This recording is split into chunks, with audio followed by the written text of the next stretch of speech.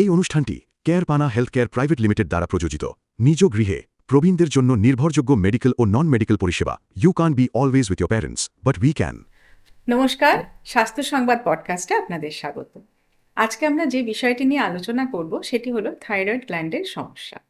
এই thyroid gland আমাদের শরীরে শক্তি উৎপাদন, বিপাকক্রিয়া এবং সামগ্রিক স্বাস্থ্যের উপরে গুরুত্বপূর্ণ ভূমিকা পালন করে।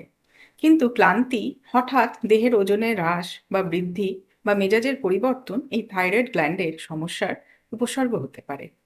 তাই এই থাইরয়েড গ্ল্যান্ডের সমস্যার কারণ কি, এর উপসর্গগুলি কি, বা কিভাবে এই রোগটি থেকে আমরা নিরাময় পাবো, এরকম অনেক প্রশ্নের উত্তর নিয়েই আজ আমাদের সঙ্গে রয়েছেন প্রখ্যাত general physician doctor S A Mallick. ডাক্তারবাবু, আপনাকে আমাদের পডকাস্টে স্বাগত জানাচ্ছি। আচ্ছা ডাক্তারবাবু, আগেই জানতে চাইবো তাহলে যে থাইরয়েডের সমস্যা বলতে এক্স্যাক্টলি কি বোঝায়? থাইরয়েডের অনেকগুলো সমস্যা হয়। হ্যাঁ। থাইরয়েড গ্ল্যান্ডটা কি বা থাইরয়েড জিনিসটা কি সেটা আমাদের জানতে হবে। থাইরয়েড গ্ল্যান্ডটা একটা গ্রন্থি, আমাদের গলার সামনের দিকে থাকে, একটা প্রজাপতির মতো দেখতে একটা গ্রন্থি, যেখান থেকে কিছু হরমোন বেরোয়, সেগুলো থাইরয়েড হরমোন বলা হয়। এই থাইরয়েড হরমোনের খুব গুরুত্বপূর্ণ ভূমিকা আছে। মূলত 6টা জিনিস এটা পরিচালনা করে শরীরের মধ্যে। 1 নম্বর তো একটু আগে আপনি বললেন বিপাক ক্রিয়া, যার মাধ্যমে শক্তি উৎপন্ন হয়। 2 নম্বর আমাদের হার্ট রেট বা আমাদের হৃদস্পন্দন কত হবে, সেটা আচ্ছা। কম থাকবে না বেশি হবে সেটা নিয়ন্ত্রণ করে। 3 নম্বর আমাদের বডির টেম্পারেচার নিয়ন্ত্রণ করে। আচ্ছা। 4 নম্বর কিডনি ফাংশন নিয়ন্ত্রণ করে, যে কিডনি কীরকমভাবে কাজ করবে, ভালোভাবে কাজ করবে না খারাপভাবে কাজ করবে। 5 নম্বর আমাদের বোন হেলথ, আমাদের হাড়ের স্বাস্থ্য, সেটা নিয়ন্ত্রণ করে কিন্তু এই থাইরয়েড গ্ল্যান্ড। আর 6 নম্বর মেন্টাল হেলথ। ফলে এই থাইরয়েড গ্ল্যান্ড বা থাইরয়েড হরমোন শরীরে কিভাবে কাজ করবে তার অনেকটা ডিপেন্ড করছে যে থাইরয়েড গ্রন্থি কিভাবে কাজ করছে। এবার মনে করুন কারো শরীরে যতটা থাইরয়েড তৈরি হওয়ার কথা ছিল, মানে থাইরয়েড হরমোন যতটা তৈরি হওয়ার কথা ছিল ততটা তৈরি হচ্ছে না। এই সিচুয়েশনটা বা পরিস্থিতিটাকে বলে হাইপোথাইরয়েডিজম, মানে থাইরয়েড কম কাজ করছে, থাইরয়েড গ্রন্থি কম কাজ করছে। আবার একটা সিচুয়েশন আছে যেখানে বেশি থাইরয়েড হরমোন তৈরি হচ্ছে, হাইপারথাইরয়েডিজম বলে, সেটা আলাদা অসুখ।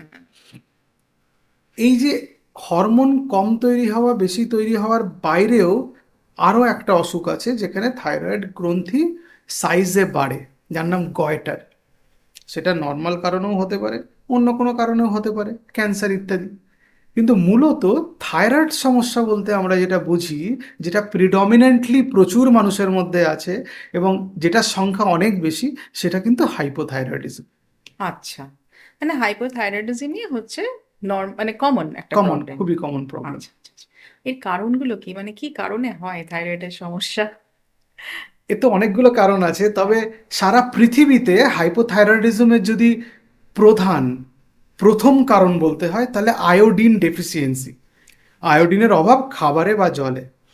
এবার আরও একটা প্রবলেম হয়, মানে আরও এক ধরনের কারণ থাকে, সেটার নাম অটোইমিউন থাইরয়েডাইটিস। মানে শরীরে আমাদের রক্তে থাইরয়েড গ্ল্যান্ডের এগেনস্টে কিছু অ্যান্টিবডি তৈরি হয়, অটো ইমিউনিটি তৈরি হয়, এবং সেটা সারা পৃথিবীতে 2 নম্বর। কিন্তু যেসব জায়গায় আয়োডিন ডেফিসিয়েন্সি নেই, আয়োডিনের অভাব নেই, সেই সব জায়গায় প্রধান কারণ কিন্তু অটোইমিউন থাইরয়েডাইটিস, যেটার নাম বেশিরভাগ ক্ষেত্রে আমরা বলি যে হাশিমোটোস থাইরয়েডাইটিস, অটোইমিউন থাইরয়েডাইটিস। এর বাইরে অনেক কাজ আছে, অনেকগুলো হাইপোথাইরয়েডিজমের কারণ আছে। সেটা মনে করুন কারো থাইরয়েড কোন একটা কারণে তৈরি হয়নি ছোটবেলা থেকে, আচ্ছা, অ্যাজেনেসিস অফ থাইরয়েড গ্ল্যান্ড, তার মানে এটা জন্মগত জন্মগত সমস্যা। হতে পারে। সেক্ষেত্রে থাইরয়েড হরমোন কম তৈরি হবে, সেখানে বাচ্চা স্টান্টেড গ্রোথ হবে, ক্রেটিনিজম হয়, এবং সেখান থেকে তার ওভারঅল একটা বিকাশ, শারীরিক মানসিক বিকাশ সেটা হয় না। আবার কারো কোনো কারণে থাইরয়েড গ্ল্যান্ড কেটে বাদ দিতে হয়েছে, এমন বড় হয়েছে সাইজে যে তাকে কেটে বাদ দিতে হয়েছে, নাহলে অন্য কোনো সমস্যা হচ্ছিল, শ্বাসকষ্ট, খাবার খেতে অসুবিধা ইত্যাদি। তাহলে তার হরমোন তৈরি করার জন্য আর গ্ল্যান্ড থাকলো না, সেক্ষেত্রে হাইপোথাইরয়েডিজম হতে পারে। আবার মনে করুন কারো ক্যান্সার হয়েছে, বাদ দেওয়া হয়েছে থাইরয়েড গ্ল্যান্ড, রেডিয়েশন হয়েছে, থাইরয়েড গ্ল্যান্ডটাই নষ্ট হয়ে গেছে, তাহলে সেখান থেকে হাইপোথাইরয়েডিজম হতে পারে। আবার হাইপারথাইরয়েডিজমের চিকিৎসা করতে গিয়ে থাইরয়েড গ্ল্যান্ডকে ইচ্ছাকৃতভাবে নষ্ট করে দেওয়া হয়। আচ্ছা, তাহলে সেক্ষেত্রেও তো কিছুদিন পরে সেই পেশেন্ট আবার হাইপোথাইরয়েডিজম হয়ে যাবে, হ্যাঁ। থাইরয়েড হরমোন তৈরি করতে পারবে না। ফলে এই হ্যাঁ। কারণগুলি স্বাভাবিক কারণ। আচ্ছা। আর মানে কি কি টেস্ট করাতে হয় যে থাইরয়েডের সমস্যা আছে কিনা এটা জানতে? থাইরয়েডের সমস্যা আছে কিনা থাইরয়েড হরমোন টেস্ট করতে হয়, সেটা ওই T3 T4 করা যেতে পারে। আর টিএসএইচ টেস্ট করতে হয়। যদি একটা টেস্টের কথা বলা হয় তাহলে টিএসএইচ টেস্ট। টিএসএইচ কিন্তু থাইরয়েড গ্ল্যান্ড থেকে তৈরি হয় না, ওটা পিটুইটারি থেকে তৈরি, আমাদের মাথায় থাকে আচ্ছা। Pituitary gland. হুম। যখন থাইরয়েড হরমোন কম তৈরি হয় তখন টিএসএইচ বেড়ে যায়। আচ্ছা। তখন টিএসএইচ বেড়ে যাওয়া মানে থাইরয়েড হরমোন কম তৈরি হচ্ছে, টিএসএইচ বেড়ে গেলে সেটাকে হাইপোথাইরয়েডিজম বলে। আবার আচ্ছা। টিএসএইচ যদি কম হয় সেটা অন্য অসুখ, হাইপারথাইরয়েডিজম।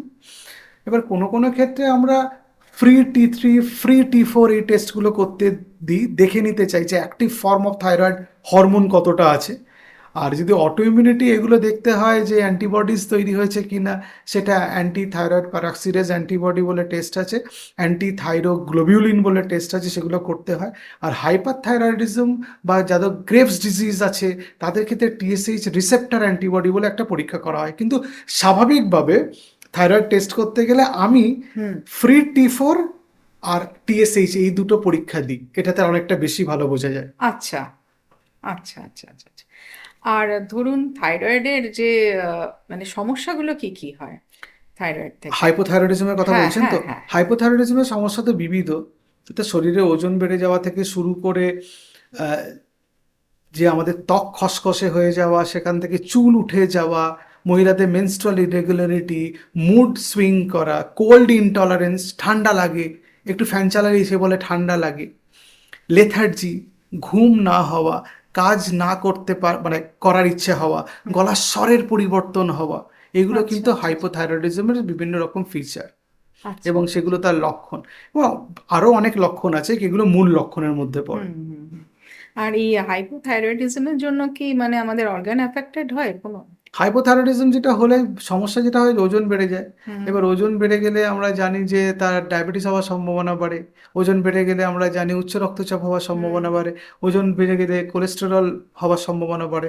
আবার হাইপোথাইরয়েডিজম যেহেতু মেটাবলিজম কমে গেছে, কোলেস্টেরল বাড়ার সম্ভাবনা বেড়ে যায়, ডায়াবেটিস হওয়ার সম্ভাবনা বাড়ে, সেগুলো তো আমাদের অর্গানকে অ্যাফেক্ট করতে পারে। হাইপোথাইরয়েডিজম যদি খুব অ্যাডভান্স স্টেজে হয়, শরীরের মধ্যে জল বেশি জমে যায়, তো শরীর আসলে কি হয়, ওই বলছিলাম না যে কিডনি ফাংশন কন্ট্রোল করে। যখন হাইপোথাইরয়েডিজম অ্যাডভান্স স্টেজে যায় তখন কিডনি শরীরের বাইরে জল, সল্ট এগুলো বার করতে পারে না, শরীরের মধ্যেই জমতে আরম্ভ করে, তখন শরীর ফুলে যায়, সেগুলো হার্টের উপর চাপ তৈরি করে। দীর্ঘদিন হাইপোথাইরয়েডিজম যদি কেউ কন্ট্রোল না করে, যদি আনকন্ট্রোল থাকে, তাহলে তার ব্রেন অ্যাফেক্টেড হয়, কারণ আমি একটু আগে বলছিলাম মেন্টাল হেলথ অ্যাফেক্টেড হতে হ্যাঁ, পারে। হ্যাঁ। আবার এক ধরনের অসুখ আছে যেটা ওই হাসিমোটোস থাইরয়েডাইটিসে হয়, যেটা ওই আমি বলছিলাম অটোইমিউন থাইরয়েডাইটিস, হুম, হুম। সেটাকে এনসেফালোপ্যাথি হয়, অটোইমিউন এনসেফালোপ্যাথি, সেটা কিন্তু আচ্ছা। ওই ব্রেন অ্যাফেক্টেড হয় থাইরয়েড প্রবলেম থেকে। আবার দীর্ঘদিন ধরে থাইরয়েডের সমস্যা থাকে থাকে এমন ওজন বেড়েছে, তার ব্লাড প্রেশার বেড়েছে, তার কোলেস্টেরল বেড়েছে, কিডনি এফেক্ট হতে পারে। আচ্ছা। ফলে এগুলো ইন্টার রিলেটেড, যেহেতু ইন্টারনেট। অনেকগুলো অর্গানকে ও তো হ্যান্ডেল করে। একটু আগেই বলছিলাম না, হুম। কিডনিকে হ্যান্ডেল করছে, কোলেস্টেরল কন্ট্রোল করছে, তার বোন হেলথ কন্ট্রোল করছে, ব্রেন অ্যাফেক্টেড হতে পারে। ফলে থাইরয়েড যে আমাদের শরীরে একটা কাজ করছে তা না, কিন্তু একটা সিনক্রোনাইজড ওয়েতে একটা ওভারঅল বডির ওয়েলবিং মেনটেনে হেল্প করে। হ্যাঁ। সেটা খুব জরুরি যে থাইরয়েড কন্ট্রোল করতে হবে আমাদের। আচ্ছা। আচ্ছা স্যার, আরেকটা জিনিস জিজ্ঞেস করব যে থাইরয়েডের প্রবলেম যদি মহিলাদের মধ্যে হয় তাহলে কি তার থেকে বন্ধ্যাত্ব আসতে পারে? হ্যাঁ, কিছু কিছু ক্ষেত্রে হতে পারে। আসলে এই থাইরয়েডের সমস্যা যদি হয়, তাদের একটা মেনস্ট্রুয়াল ইরেগুলারিটি হয়, হুম। তো একটা ওভুলেশন প্রবলেম হতে পারে। এবং কারো কারো ক্ষেত্রে দেখা যায় প্রবলেম উইথ ইমপ্লান্টেশনও হয়, মানে তার ওভুলেশনের প্রবলেম হয়তো হচ্ছে না, তার ফার্টিলাইজডও হচ্ছে, কিন্তু সেই থাকছে না ইউটেরাসে সেই এমব্রায়োটা, মিসক্যারেজ হওয়ার সম্ভাবনা বাড়ে। হুম। আবার আমরা জানি ওজন বাড়লে তার প্রেগনেন্সি হওয়ার সম্ভাবনা কমে যায় অনেকটা, কারণ যত তার ওজন বাড়বে একজন মহিলার, তার ফার্টিলিটি ডিক্লাইন করে। এটা খুব গুরুত্বপূর্ণ একটা ফাইন্ডিং আর কি, খুব তথ্য, যে ওজন বাড়লে তার সন্তান সম্ভব হওয়ার সম্ভাবনা কমে যায়। আচ্ছা। সেজন্য থাইরয়েডটা কন্ট্রোল করতে হবে, কারণ থাইরয়েড যদি কন্ট্রোল না হয় তাহলে ওজন বেড়ে যাবে। ওজন বাড়বে, ওজন সেজন্য বাড়লেই। সেজন্য দেখা গেছে যে ওভারঅল যাদের হাইপোথাইরয়েডিজম আছে তাদের একটু সচেতন হতে হবে, থাইরয়েড যাতে ঠিকঠাক কন্ট্রোলে থাকে।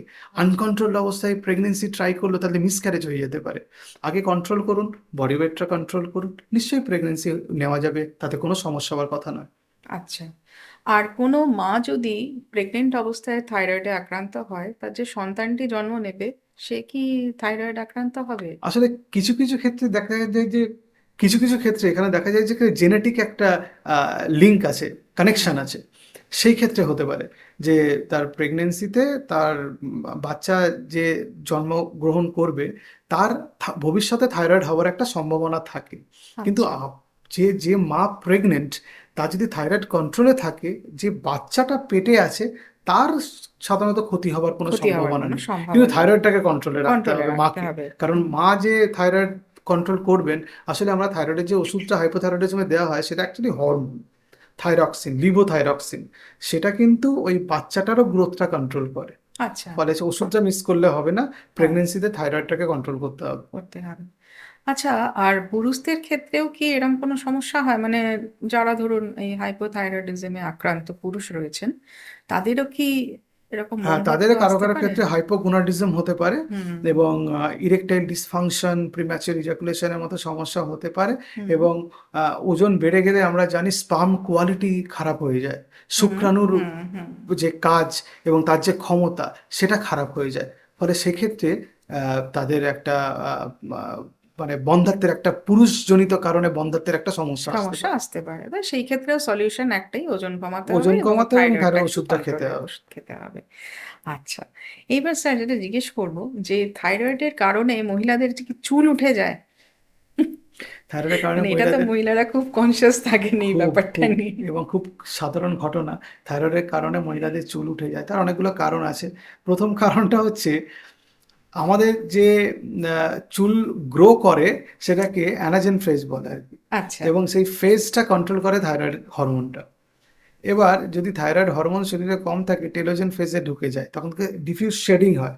যে কোনো আচ্ছা জায়গায় একটা একটা চুল উঠে গেল খাপলে খাপলে সেরকম হয় না, কিন্তু যেটা হয় হচ্ছে একটা ওভারঅল পুরো শরীরের মানে পুরো মাথার বিভিন্ন জায়গা থেকে চুল উঠতে আরম্ভ করে এবং শরীরের অন্যান্য জায়গায় যেসব লোম আছে সেগুলো উঠতে আরম্ভ করে। আচ্ছা দেখা যায় যাদের হাইপোথাইরয়েডিজম হয়েছে এবং অ্যাডভান্স স্টেজ, তাদের আউটার 1/3 অফ আইব্রো চুল উঠে যায়। আচ্ছা যে ভুরু আছে না, ভুরুর হুম হুম বাইরের হুম 1/3 চুল উঠে যাবে এবং দেখতে অদ্ভুত লাগবে না, এবং সেই চুল হুম চট হুম করে আর গজাতে চায় না কিন্তু একবার পড়ে গেলে, এবং থাইরয়েড কন্ট্রোল হয়ে গেলেও সেই চুল গজাতে চাইবে না। এবং দেখা যায় যে চুলের যে গঠন আমরা যদি দেখি, চুলের মধ্যে তো একটা হেয়ার ফলিকল থাকে যেটা হুম স্ক্যাল্পে হুম থাকে, সেখান থেকে চুলটা বেরোয়। হেয়ার ফলিকলটার মধ্যে পিগমেন্ট থাকে, মেলানিন পিগমেন্ট থাকে, সেই চুলটাকে রং করে কালির দোয়াতের মতো। হুম হুম এই যে চুলটা বেরোয়, এই চুলের গঠনের মধ্যে কেরাটিন থাকে, এটা প্রোটিন।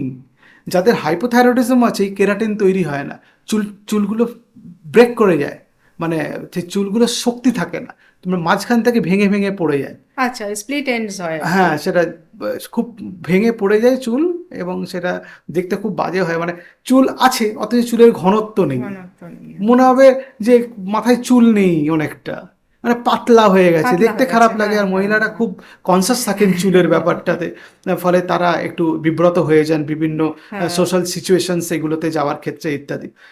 সেই জন্য একটু নজরে রাখতে হয়। আর হাইপোথাইরয়েডিজমে যেটা হয়, কোলেস্ট্রল ইত্যাদি বেড়ে যায়, তো সেই জন্য ব্লাড ভেসেলসগুলোরও হেলথ খারাপ করে দেয়।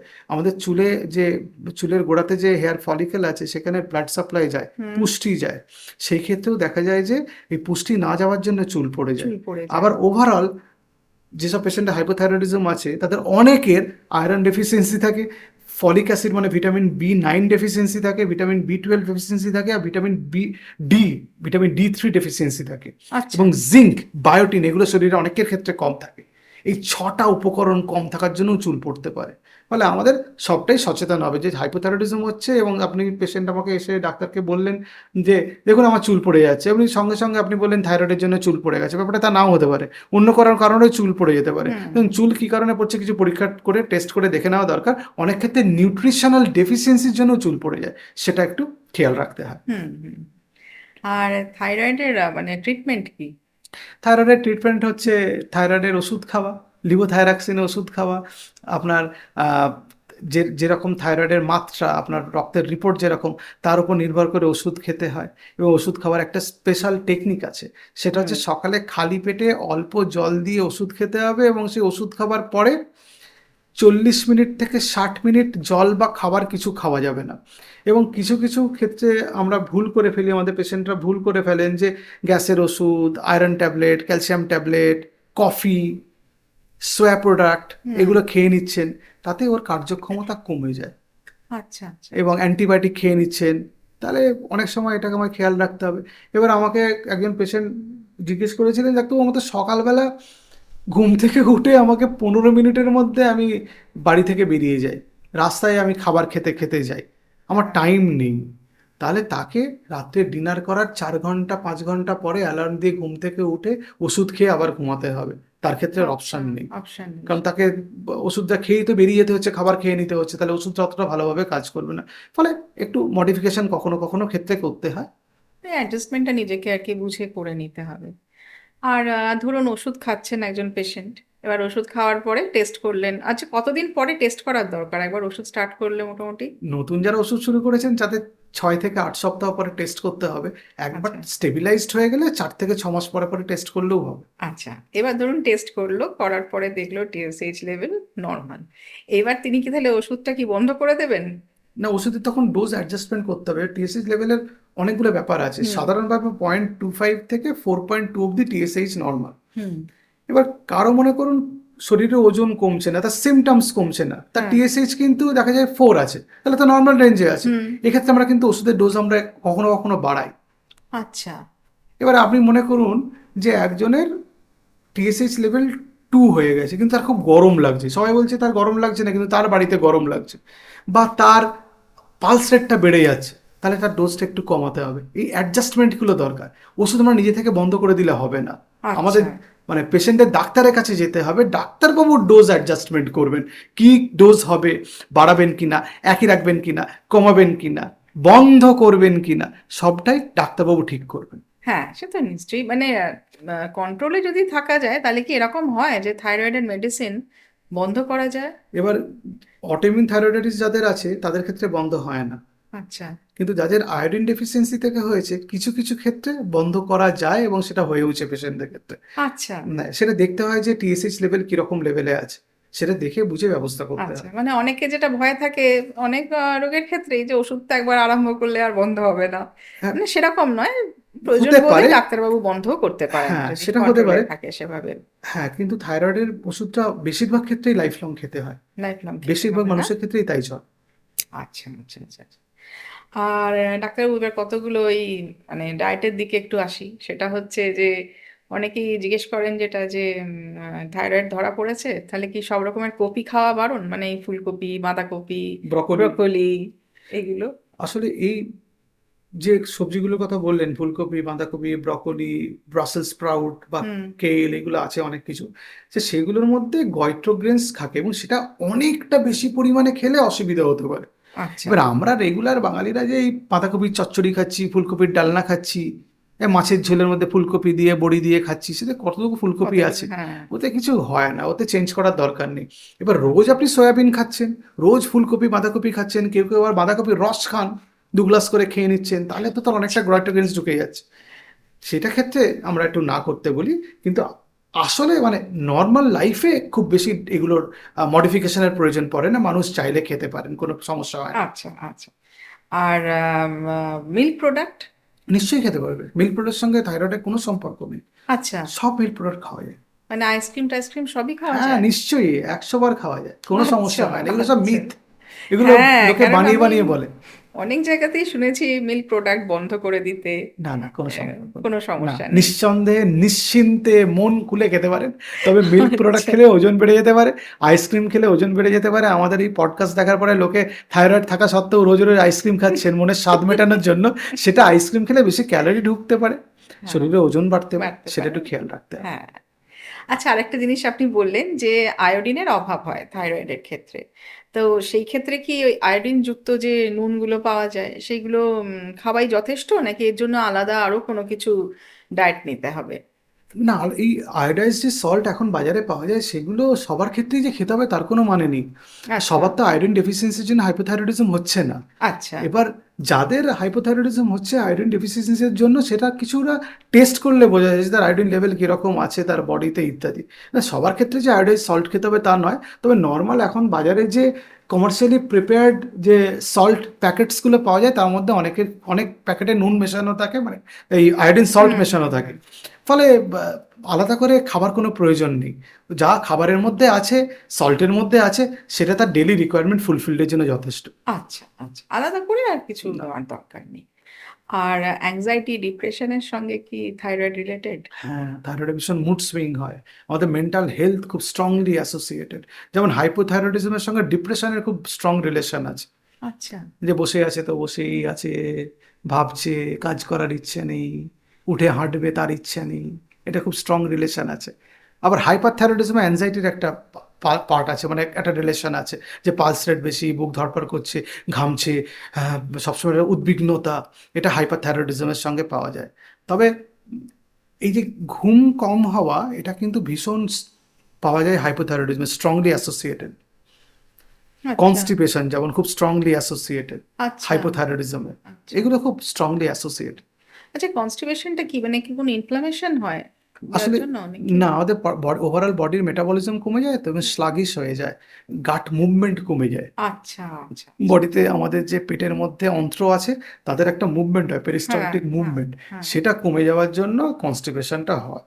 আচ্ছা সেজন্যই হয়, এবং তার জন্য বলি যে এটাকে আপনি কমব্যাট করতে পারবেন যদি ফাইবার রিচ ফুড খান, থাইরয়েডটাকে যদি ঠিকভাবে ওষুধ খেয়ে কন্ট্রোল করতে পারেন, জল খাওয়ার পরিমাণ যদি বাড়িয়ে দিতে পারেন, আর রেগুলার যদি ফিজিক্যাল অ্যাক্টিভিটি করেন, এই 4টে জিনিস করলে কনস্টিপেশন থেকে মুক্তি পাবেন যদি আপনার থাইরয়েড সমস্যা থাকে।